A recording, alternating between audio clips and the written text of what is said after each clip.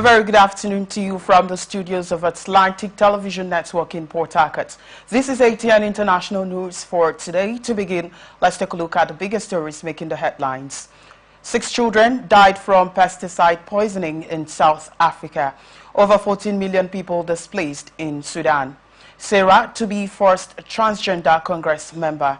Prosecutor sues Marx Group over $1 million lottery. South Korean detained on suspicion of espionage. Anti-Islam activist Robinson jailed for breaching injunction. Russian air attacks kill 4 in Kharkiv. These and more stories to come your way in a moment. Do stay with us.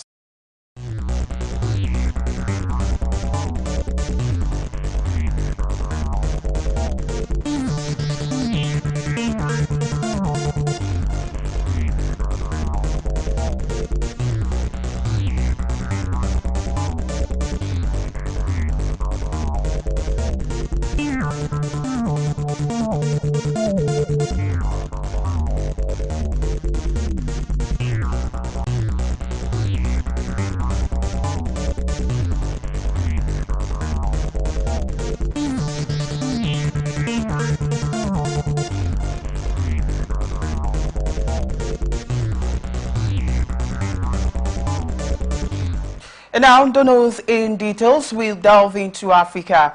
Around 40 soldiers were killed in an attack on a military base in Chad's Lake region over the weekend, the Central African country's presidency said on Monday. President Mahamat Idris Deby was in the area on Monday to launch an operation to track down the assailants. A presidency statement added. The presidency blames Sunday's attack on Boko Haram in a second statement issued later on Monday. The Lake Chad region has been repeatedly attacked by insurgencies including by Islamic State in West Africa and Boko Haram, which erupted in northeast Nigeria in 2009 and spread to the west of Chad. There was no immediate claim of responsibility from the group. Chad is an important ally for French and U.S. forces aiming to fight jihadists in the Sahel, which has become the epicenter of global terrorism under attack by factions loyal to Al-Qaeda and Islamic State. Mali, Niger and Burkina Faso have ended military operations with the U.S. and France in recent years and turned to Russia for support instead. 6 children who died in a South African township earlier this month had ingested a chemical compound used in pesticides, the country's health minister said on Monday, in a case that has prompted calls for tighter food safety controls. Local media have reported that the children died after eating snacks bought from an informal corner shop in the Soweto township near Johannesburg. The cause of death is unequivocally organophosphate, a group of substances which are usually used in agriculture or as pesticides. Health Minister Aaron Moso-Aledi told reporters as he announced the findings of a toxicology analysis. Health officials are still waiting for the results of tests on swabs from informal township corner shops, known as spaza shops in South Africa, in Soweto, as they try to establish where the organophosphate came from. A theory until we are proven otherwise is that the shops are using it as pesticides to kill rats. It is also being sold to communities for killing rats. Moso-Aledi said, adding that pesticide products containing organophosphate were not routinely meant to be used in people's homes. Any poison you use to kill pests or whatever domestically is not supposed to kill human beings, he said. The head of the International Organization for Migration said on Tuesday that over 14 million people have fled their homes in Sudan, either inside the country or over its borders, with some 200,000 people fleeing since last month. The 11 million people is internally displaced within the country. The 3.1 million are those who have crossed borders. So that's actually over 14 million people who are on the move right now, IOM Director General Army told reporters. She later added that the total figure included some people who were displaced before the civil war began in April 2023. U.S. Justice Department has opened 12 investigations into possible civil rights abuses by police departments since Democratic President Joe Biden took office, but has not secured even one binding settlement to implement reforms in any of them. After winning office, following a wave of mass protests in 2020 over police killings of black people, the Biden administration highlighted pattern or practice investigations of alleged systematic civil rights violations by state or local police as critical to police reform. Attorney General Merrick Garland got off to a swift start in April 2021, launching investigations into the Minneapolis and Louisville police departments, which became the focus of widespread protests after white police officers killed Georgia Floyd and Breonna Taylor. If Republican Donald Trump wins the November 5th election before the department reaches court-approved resolutions known as consent decrees, those probes and others could end without securing binding agreements to reform those departments. A review of the probes by newsmen shows that the Justice Department under Biden has moved at a slower pace than it maintained in Democratic President Barack Obama's first term. A Justice Department spokesperson said that ensuring lawful and effective policing is a top priority, noting that the department has been enforcing 16 existing agreements while also opening 12 new investigations. The department is steadfast in its commitment to ensuring the civil and constitutional rights of all Americans, the spokesperson said. During Obama's first 4 years, the department opened 17 such investigations and reached negotiated settlements with 4 jurisdictions: Seattle, New Orleans, East Haven, Connecticut, and Portland, Oregon. During Obama's second term, an additional 8 investigations were opened, and the Department of Justice official granted anonymity to discuss internal agency details said the department has provided additional staffing and resources to address the investigations. U.S. Vice President Kamala Harris will deliver her presidential campaign's closing argument on Tuesday in Washington at the same spot where then President Donald Trump gave a speech on January 6, 2021, to supporters who then attacked the U.S. Capitol. Democrat Harris will seek to draw contrast with the Republican Trump a week before the November 5th election in a race that opinion polls show remains tight. The evening event is expected to draw thousands of people to the Ellipse, a park near the White House where, after losing in 2020, Trump told supporters to fight like hell and march down Pennsylvania Avenue to the Capitol, where Congress was meeting to ratify the election result. During the speech, Harris will call on Americans to turn the page on Trump while stressing her plans to lower costs and make the economy work for middle-class Americans, said a senior Harris campaign official. The rally venue with the White House in the background is both symbolic of the good a president can do to bring the country together and get things done, and a time when a president focused only on him incited a violent mob to try to put himself above the country, the official added. In a poll published last week, Harris held a marginal 46% to 43% lead over Trump. Throughout the campaign, Harris has tried to paint Trump as a threat to democracy who will infringe on the rights of Americans, including on the reproductive rights of women. For his part, Trump has sought to tie Harris to President Joe Biden's handling of immigration and the economy. The economy has outperformed the rest of the developed world since the COVID-19 crisis, and stock markets hit record highs this year. But high prices of food, utilities, and housing have roiled voters who believe the economy is headed in the wrong direction. At 10 a.m. on Tuesday, Trump will launch the final week of his campaign and remarks at his Mar-a-Lago home that an advisor characterized as a rebuttal to her speech. Harris spent last week appearing with high-profile celebrities to try to draw voters to the polls. She held a rally with Bruce Springsteen in Atlanta on Thursday and with Beyoncé in Houston on Friday.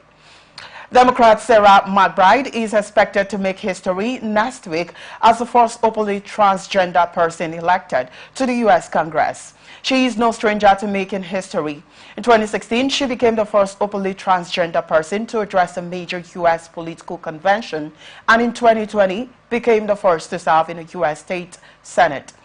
McBride, the 34-year-old, is favored to win Delaware's sole seat in the U.S. House of Representatives after securing the Democratic nomination in a competitive September primary, and is expected to easily win a seat that the three major U.S. non-partisan political rating service rate solidly Democratic. The fact that the candidacy of someone like me is even possible is a statement to Delawareans, McBride said in a Saturday interview. However, she sought to play down the history-making nature of a nomination and expected election.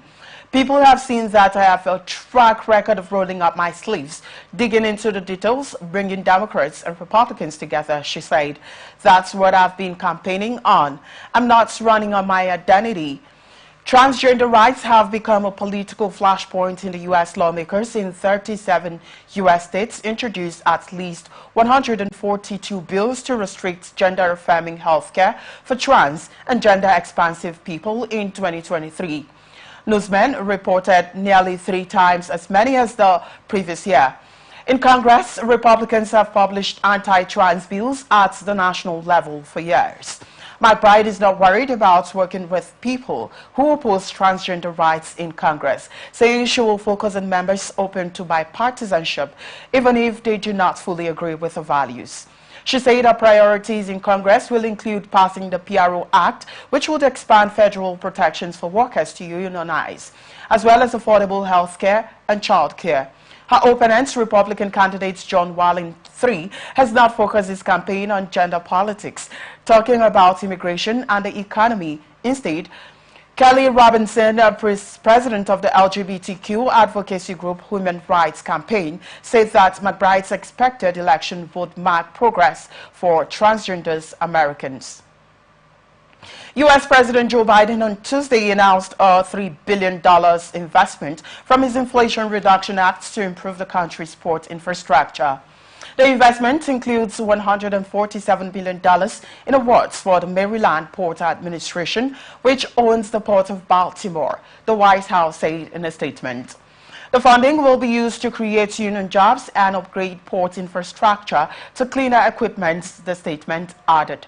The announcement comes after the 3-day port strike on the U.S. East Coast and Gulf Coast earlier this month, where work stoppage briefly halted the flow of about half the country's ocean shipping. Republican and Democratic leaders alike and Puerto Rican celebrities bashed comments made at a major Donald Trump event in New York by a comedian who called Puerto Rico a floating island of garbage. Speaking before the Republican presidential candidate at a rally at Madison Square Garden on Sunday night, comedian and podcast host Tony Hinchcliffe added that Latinos love making babies and that they do not pull out comments that leaned into a racist trope that Latinos are preoccupied with childbearing and averse to birth control. Thus literally a floating island of garbage in the middle of the ocean right now, Hinchcliffe said. I think it's called Puerto Rico. The presidential campaign of Democratic Vice President Kamala Harris, Democrats, several prominent Puerto Rican celebrities, and some congressional Republicans denounced the comments, which were widely panned as racist. The Trump campaign itself said the comments did not reflect Trump's views. Trump himself has not commented on Hinchcliffe's performance, though he has leaned into racist and sexist rhetoric on the campaign trail. At some recent rallies, he also warned about a nefarious enemy from within that he set on undermining the nation. Harris has criticized that rhetoric, arguing that Trump's desire to root out his enemies represents a threat to democracy. Puerto Ricans are U.S. citizens, though they do not have voting representation in Congress, and the island does not vote for president. Republican U.S. Representative Anthony D. Esposito, Maria Elvira Salazar, and Carlos Jimenez also quickly condemned the comments. De Esposito, who is partially of Puerto Rican ancestry, represents a hyper-competitive Long Island district.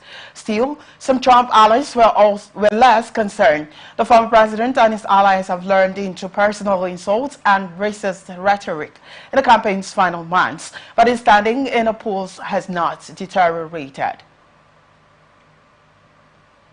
Sheen Diddy Combs has been accused of sexually assaulting a 10-year-old boy in 2005, according to a new lawsuit that joins more than 24 others accusing the music mogul of sexual misconduct.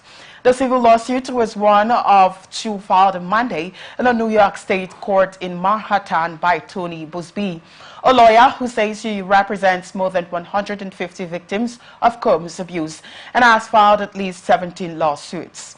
In Monday's second lawsuit, another male accuser said he was a 17-year-old auditioning for the reality TV show Making the Band when Combs and a bodyguard sexually assaulted him in 2008. Combs, 54 years old, has also pleaded not guilty to criminal sex trafficking charges in federal court in Manhattan, where he faces felony counts of racketeering, conspiracy, sex trafficking, and transportation to engage in prostitution. Federal prosecutors have accused the Bad Boy record label founder of coercing men, women, and children into sex acts without the consent, bribing and intimidating them into keeping quiet, and employing his staff to cover up his crimes. Combs has been held for 6 weeks in a Brooklyn jail after being denied bail twice and is appealing his detention. In a complaint involving the 10-year-old, the California plaintiff known as John Doe said he was an aspiring actor and rapper when a consultant whom his parents had hired arranged an audition with Combs at a New York hotel. According to the complaint, after Doe told Combs he would do anything to become a star, Combs gave him a soda spiked with drugs, pushed him down, and forced him to perform oral sex. Doe said he lost consciousness and upon waking was sore and had his pants undone. He said he cried and asked to see his parents, leading Combs to say he would hurt them badly. Doe revealed what happened, the complaint said. In the second complaint, a different California plaintiff named John Doe said Combs forced him to perform oral sex on himself and a bodyguard, with Combs framing the letter as a test of how much Doe wanted to succeed in the music industry. Doe failed the audition after Combs deemed him untrustworthy due to his reservations about performing oral sex on his bodyguard. The complaint said Combs' criminal trial is scheduled for May 5, 2025. Iowa Department of Health and Human Services on Monday confirmed the death of a middle-aged Iowa resident from Lassa fever. The individual had recently returned from travel to West Africa, where it is believed the person had contracted the virus, the state health department said. The U.S. Centers for Disease Control and Prevention is working to confirm the diagnosis of Lassa fever, the state health department said. The CDC said it assesses the risks to the general public, to be extremely low. Lassa fever is a viral disease common in West Africa, but rarely seen in the United States. There have been 8 travel-associated cases of Lassa fever in the United States in the past 55 years, according to the Iowa Health Department. In West Africa, the Lassa virus is carried by rodents and spread to humans through contact with urine or droppings of infected rodents. About 100,000 to 300,000 cases of Lassa fever and 5,000 related deaths occur in West Africa each year, according to CDC. Philadelphia District Attorney's Office on Monday filed a lawsuit seeking to stop a political action committee controlled by billionaire Elon Musk from awarding $1 million to registered U.S. voters in battleground states ahead of the November 5th election. The complaints brought by the top prosecutor in the Philadelphia County Court of Common Pleas called a giveaway by Musk's American PAC, which backs Republican former President Donald Trump, an illegal lottery that enticed Pennsylvania residents to share personal data. Lawrence Krasner, the top prosecutor in Pennsylvania's largest city, which is a Democratic stronghold, alleged the giveaways violated state consumer protection laws. If not enjoined, the lottery scheme will irreparably harm Philadelphians and others in Pennsylvania and tarnish the public's right to a free and fair election. The complaints read. In response to a request for comment, an America PAC spokesperson sent a link to the group's latest post and acts, which was published after news of the lawsuit. The post identified a Michigan resident who received a $1 million prize and stated additional awards will be handed out every day until the election. Pennsylvania is one of 7 battleground states where the presidential election between Trump and Vice President Kamala Harris, a Democrat, is set to be decided. Whichever candidate wins the state will receive its 19 electoral votes out of a total of 270 needed to win. The Justice Department has sent a letter to American PAC warning that the billionaire Tesla chief executive's giveaways for registered voters who sign his free speech and gun rights petition may violate federal law. You're watching the international news on Atlantic Television Network. Still ahead, South Korean detained on suspicion of espionage. We'll be back after this break. Do stay with us.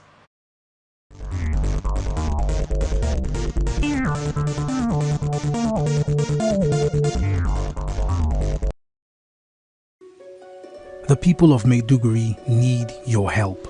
A catastrophic flood has engulfed the city, leaving over 1 million residents stranded and fighting for survival.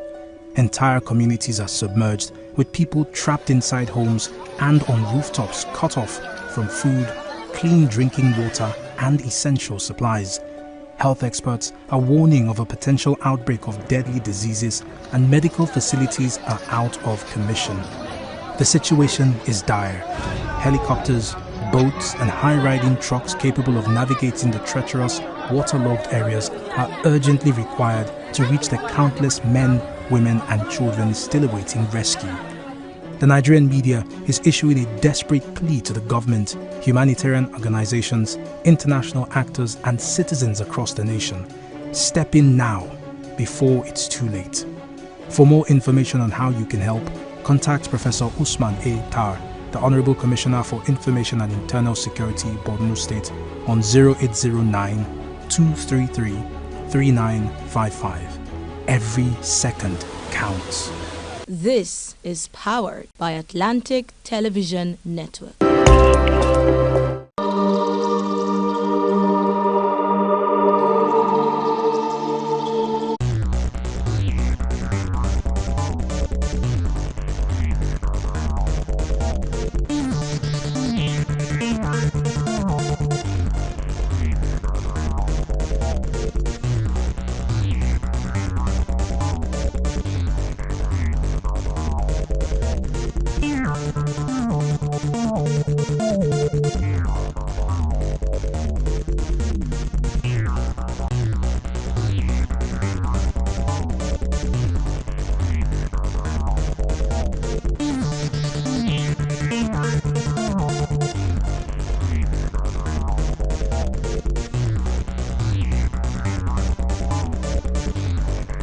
Thanks for staying with us. You're watching the broadcast of the international news on Atlantic Television Network. Remember, we are open for adverts, placements, bookings and commercials. And you can connect with us and watch us on ATN socials, Facebook and YouTube at Atlantic Television Network, Instagram and TikTok at Atlantic TV Network 1, X, formerly Twitter, at Atlantic TV Net. Watch us live on our website, atlanticnetwork.tv. Now to the rest of our stories. Bolivia's government on Monday denied accusations that it had led a targeted attack on ex-President Evo Morales, whose car was shot at on Sunday, claiming the former leader's convoy had fired on special anti-narcotics police who were carrying out a patrol. Morales claims the government had attempted to assassinate him when bullets struck his car early on Sunday, marking a new chapter of tensions in the Andean nation between Morales and former ally President Luis Arce. Interior Minister Eduardo del Castillo said during a press conference that the FELCN anti-drug trafficking unit was carrying out a stranded highway patrol when Morale's convoy shot at police and ran over an officer. Morales said in a radio interview on Sunday that he had indeed shot back at police after they opened fire. Morales' vehicles were suspected of transporting drugs, according to the government. The ex-president called the allegations that authorities were carrying out an anti-drug trafficking operation false. If that were the case, why did your allied military and police team shot more than 18 times at the vehicles I was traveling in? He wrote on X. Del Castillo added that Morales had instructed his vehicles to be burned after the run-in, destroying any evidence before it could be collected. The rising tensions between the current and former president and their followers threaten to ignite a political crisis in Bolivia in the run-up to an election next year. Morales, who served 3 terms as president, resigned in 2019 after a disputed election that plunged the country into turmoil, as his former economy minister was elected the following year. As is expected to run for re-election in 2025. Morales also has said that he wants to be a candidate, splitting the once hegemonic Mass Party into opposing camps that supports the current and former presidents.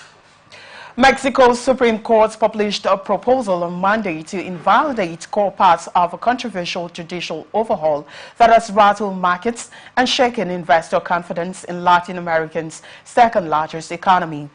The proposal by Supreme Court Justice Juan Luis Gonzalez aims to render the popular election of judges and magistrates unconstitutional, although it would support appointing Supreme Court justices by public vote. To be approved, the proposal requires the support of at least 8 of the court's 11 justices. The move brings Mexico closer to a constitutional crisis, with the judiciary and the ruling bloc increasingly at loggerheads over the constitutional reform. The proposal also challenges the concept of faceless judges introduced by the reform, which would allow judges to rule anonymously on dangerous cases, such as those involving organized crime. Last month, Mexico's Congress passed the constitutional reform, the backbone of which implies the popular election of more than 6,500 judges, magistrates, and ministers, including for Mexico's Supreme Court. Mexico's Supreme Court earlier this month accepted a challenge to the reform, agreeing to rule on whether the reform affects independence of the judiciary and the division of powers. There is still no date for the court's vote, but it will likely be held by November 30th, when Justice Luis Maria Aguila is set to leave office after the end of his 15-year term. The constitutional overhaul of Mexico's judicial system has raised concerns about uncertainty over the rule of law in Mexico and the strength of the government's institutions. Supporters of the reform argue it will address corruption and inefficiencies in the justice system. 3 of the court's justices have publicly expressed their support for the reform. President Claudia Sheinbaum, who took office earlier this month, has criticized the Supreme Court's decision to analyze the reform's constitutionality. Brazil's Collective Defense Institute, a consumer rights group, has filed 2 lawsuits demanding 3 billion reais from the Brazilian unit of TikTok, Quai, and Meta platforms for allegedly failing to create mechanisms to prevent indiscriminate use of these social media platforms by minors, according to initial petitions reviewed by newsmen. Social media regulation in Latin America has sparked lawsuits against companies like Facebook, Instagram, and WhatsApp, demanding clear data protection mechanisms and warnings about potential harm to children's and teenagers' mental health due to platform addiction. The lawsuits are based on studies on the potential damage caused by unsupervised social media use, particularly by children and teenagers. Meta Platforms, which owns Facebook, Instagram, and WhatsApp, has been working on these issues for over a decade and has announced a no teen account on Instagram. Shock election result in Japan, Washington's key Asian security ally, and the United States potentially destabilizing presidential election next week could provide an opportunity for China and other rivals to test Western resolve in East Asia. Analysts say China could increase intrusions into Japanese territory as well as step up pressure on Taiwan, while North Korea, which has been deepening its security cooperation with Russia, could intensify ballistic missile testing. A general election in Japan on Sunday dealt the worst defeat for the long-serving ruling coalition in 15 years, leaving it wrangling for support from opposition parties to keep control of the powerful lower house. From Beijing's viewpoint, these election results signals an ideal scenario of political immobilized Japan, said Tomohiko Taniguchi, a former advisor to late Prime Minister Shinzo Abe, who steered Japan away from decades of pacifism. China's intrusions into Japan's airspace and waters are likely to intensify, while military provocations toward Taiwan may well become routine, he added. In the wake of the election, both Tokyo and Washington have voiced commitments to Japan-U.S. security cooperation. Beijing has said the election is Japan's internal matter, but a failure of the Liberal Democratic Party LDP, which has ruled for almost all of Japan's post-war history, and its coalition partner to secure a majority, is the latest sign of disgruntled voters in U.S. allied countries rejecting established parties following recent elections in France and Germany. China's Military of State Security said on Tuesday that it had retrieved spying devices both on the ocean surface and in the depths of the sea, including underwater lighthouses that could guide the transit of foreign submarines. The ministry said it had uncovered devices that had been hiding on the ocean floor and were sending back information that could preset the field for battle. In an article on its official WeChat account, China's most popular social media app. Recent sea and air confrontations in the South China Sea between China and the Philippines over competing territorial claims in a highly strategic waterway have raised the risks of an escalation that could eventually involve the U.S., which is treaty-bound to defend the Philippines if it is attacked. China has staged war games around Taiwan, showcasing attacks and deployment of ships and aircraft, drawing condemnation from the island's government, and the U.S. National Security Forces have seized technical devices using for spying on marine information. China claims sovereignty over the South China Sea and will never renounce its use of force over Taiwan. A submarine arms race is intensifying between China and the U.S. and its allies. China confirmed on Tuesday the detention of a South Korean citizen suspected of espionage, saying it had advised embassy officials, but without identifying the individual or detailing the charges. It is the first time a South Korean national is being held under an expanded counter-espionage law that took effect in July last year. The case could deter investment and operations by South Korean firms in the country's largest trade partner, following the departure of Japanese expatriates after a compatriot working for Astellas Pharma faced similar charges. It centers on a former employee of Samsung Electronics who then worked at a Chinese chip firm, according to the Yonhap news agency. The South Korean citizen was arrested by the Chinese authorities in accordance with the law on suspicion of espionage. Lin Jian, a spokesperson of the Chinese Foreign Ministry, told a regular press briefing without giving details. The Korean embassy in China had been notified, he added.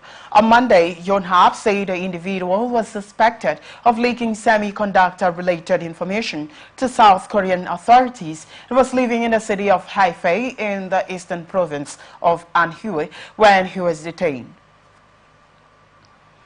Major Chinese chip companies such as Jiangxing Memory Technologies have their headquarters there. Since Washington began banning exports of cutting-edge foreign chips and chip-making equipment to China in 2020, Beijing has invested billions of dollars in its domestic semiconductor industry to achieve a goal of self-sufficiency. At least one policeman was killed in northwest Pakistan on Tuesday as unidentified gunmen attacked a healthcare office where polio vaccination teams were gathered, an official working at a government body tackling the spread of polio in the province said. The attack occurred in Upper Orakzai in Khyber Pakhtunkhwa province, where around 13 polio team members were present. Mohammed Zijan Khan, deputy coordinator of the government body managing polio campaigns, told newsmen. No group has claimed responsibility for the attack. Islamist militant groups in the region have previously claimed similar attacks on polio teams, falsely portraying the inoculation campaigns as a Western conspiracy to sterilize children. Although mostly eradicated elsewhere, wiping out polio is still an aim in Pakistan, which has 41 active cases according to the Prime Minister's office. Pakistan and neighboring Afghanistan are the only two countries in the world still. The attack comes as Pakistan battles a resurgence of militant attacks in its rugged northwest, as well as a growing ethnic separatist insurgency in the south. On Monday, Pakistan launched its third nationwide polio campaign this year as the number of cases drastically rose from only 6 recorded cases in 2023, after 20 in 2022 and just 1 in 2021. The week-long campaign aims to administer the anti-polio vaccine drops to more than 45 million children. 5 people were killed in an attack by armed men on the construction site of a small dam in Pakistan's southwestern Balochistan province, officials said on Tuesday, underscoring a worsening security situation in the mineral-rich area. A recent attack on 21 miners at privately run coal mines in Balochistan has sparked an insurgency by separatist ethnic militants. China runs a deep water ports, gold and copper mines, and is working with Islamabad to improve infrastructure. The attack targeted migrant workers at a construction site in Bangalore. A police official speaking on anonymity said close to a dozen assailants were involved in the attack and that the victims were watching over equipment at the site's dam construction site on behalf of a private contractor. Such cowardly attacks will not deter the government's resolve to develop Balochistan, Prime Minister Shehbaz Sharif said in a statement. Besides the separatists, the region is also home to Islamist militants who have become resurgent since 2022 after revoking a ceasefire with the government. For a third day, extreme rainfall pounded the southern Chinese province of Hainan, known as China's Hawaii, amid the transit of yet another tropical cyclone, leaving the island half submerged in a year of record-breaking wet weather. Cities in Hainan included Sanya, famed for its palm trees, seafront hotels and sandy beaches, remained waterlogged on Tuesday due to Tropical Storm Trami to the south. On Monday, Sanya logged 294.9 millimeters of rainfall over a 24-hour window, the most for any day in October since 2000.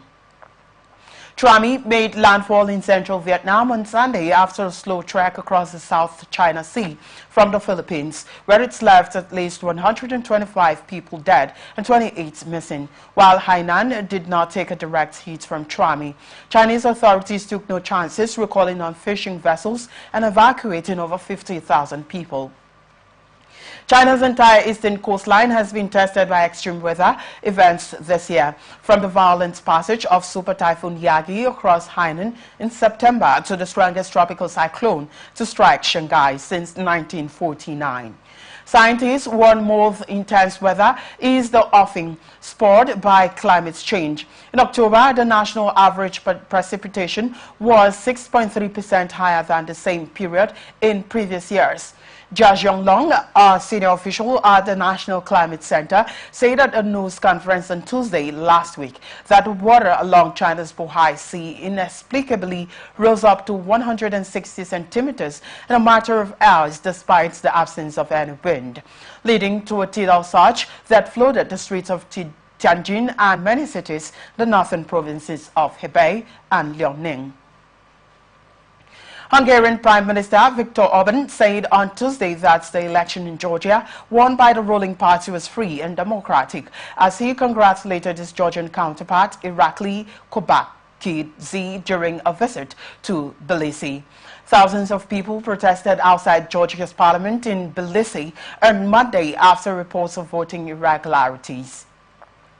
The ruling Georgian Dream Party and the Electoral Commission said the votes was free and fair, while recent powers have called for investigations.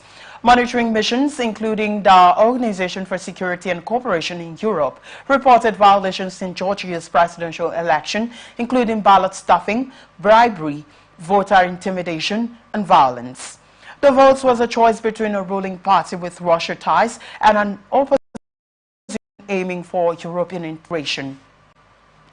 Hungary's rotating presidency has an EU and NATO members. Thousands of people protested outside Georgia's parliament in Tbilisi on Monday after the governing party won an election marked by reports of voting irregularities, prompting recent powers to call for investigations. The protesters, some carrying anti-Russia banners, had viewed the parliamentary election as a crucial choice for the country's future. On one side, the Georgian Dream Party has deepened ties with Russia, while the opposition is seeking to fast-track integration with Europe. Georgia has applied for EU membership, but its candidate status was frozen over legislation on foreign agents. The word "stolen" was projected on the Soviet-era parliament building in Tbilisi, Georgia, but no clashes were reported. Georgia Dream won 54% of the vote, and opposition parties boycotted the chamber. The Organization for Security and Cooperation in Europe registered incidents of vote buying, intimidation, and ballot stuffing. Italian Prime Minister Giorgia Meloni and her right-wing coalition have pulled off another regional election win. Final results from Liguria showed on Tuesday in a mid-term boost for the government. Conservative candidate Marco Bucci, mayor of Liguria's capital Genoa, was elected president of the Northwest region with 48.8% of the vote, narrowly beating center-left rival and former minister Andrea Orlando on 47.4%. Congratulations to Marco, #Bucci, for his victory, Meloni wrote an X. It was the latest in a series of regional election wins for the premier, coming days after she celebrated her first 2 years in office with a solid lead in national opinion polls. 2 more regional contests will be held next month. The result was also a blow for Italy's divided opposition, as it was hoping a victory could help cement a fractious alliance built around the center-left Democratic Party (PD) and the left-leaning Five Star Movement (M5S). The Liguria vote, which took place on Sunday and Monday, was triggered by the resignation in July of Conservative Regional President Giovanni Totti, who quit after being arrested on charges of corruption. British anti-Muslim activist Stephen Yaxley-Lennon, known by the pseudonym Tony Robinson, was jailed for 18 months on Monday after he admitted contempt of courts by breaching an injunction made after he was successfully sued for libel. Yaxley-Lennon was sued for libel at London's High Court by Syrian refugee Jamal Hijazi, and in 2021 was ordered to pay £100,000 in damages. He was also made subject to an injunction preventing him from repeating the libel, which Yaxley-Lennon admitted repeatedly breaching between February 2023 and this July. Sentencing Yaxley-Lennon at London's Woolwich Crown Court, Judge Jeremy Johnson said the breaches were not accidental or negligent, merely reckless. Britain's Solicitor General took legal action against Yaxley-Lennon over comments in online interviews and a documentary titled Silence, which has been viewed millions of times and was played in London's Trafalgar Square in July. The Solicitor General's lawyer, Aidan Adler, said Yaxley-Lennon had been found in contempt on 3 separate occasions and was jailed for 8 in 2019. He also has separate criminal convictions. At least 4 people were killed and another 6 injured in Russia's multi-wave overnight attacks on Ukraine's 2 largest cities of Kharkiv and Kyiv, Ukraine officials said on Tuesday. Russia attacks Ukrainian regions almost every night with drones, and the Ukrainian military reported that last night they shot down 26 out of 48 drones launched. 4 people were killed in Kharkiv after midnight on Tuesday in Russia's bombardment of the city's Osnoviansky district, Mayor Ihor Terekov said on his Telegram messaging channel. A local emergency service published a video showing rescuers removing the rubble of the completely destroyed building on the floodlights and carrying a black bag in which the bodies of the dead are usually placed. The attack followed a Russian-guided bomb attack on Kharkiv late on Monday that shattered much of the Dezhrom building, one of the most celebrated landmarks in the city, dating from the 1920s. In Kyiv, falling debris from a destroyed Russian drone injured 6 people and set a residential building on fire, the mayor of the Ukrainian capital said. One of the people injured by debris in Kyiv's Slomiansky district was taken to hospital. Mayor Vitaly Klitschko said on his Telegram channel. He said several cars were also on fire. And that's the package on the international news for today. Before we go, another look at the major stories. We told you that 6 children died from pesticide poisoning in South Africa. We also told you that over 14 million people displaced in Sudan. Sarah to be first transgender Congress member. You also heard that prosecutors use Mark's group over $1 million lottery. South Korea detained on suspicion of espionage. We also told you that anti-Islam activist Robinson jailed for breaching injunction. Russian air attacks killed 4 in Kharkiv. That's it on the international news for today. Many thanks for watching. I am Victor Peter. Remember, you can follow us on our social media platforms, X, formerly Twitter, at Atlantic TV Nets, Facebook and YouTube at Atlantic Television Network, Instagram at Atlantic TV Network. Watch us live on our website at atlanticnetwork.tv. Peace and unity are the pathways to progress. Business news comes up next. Do stay with us.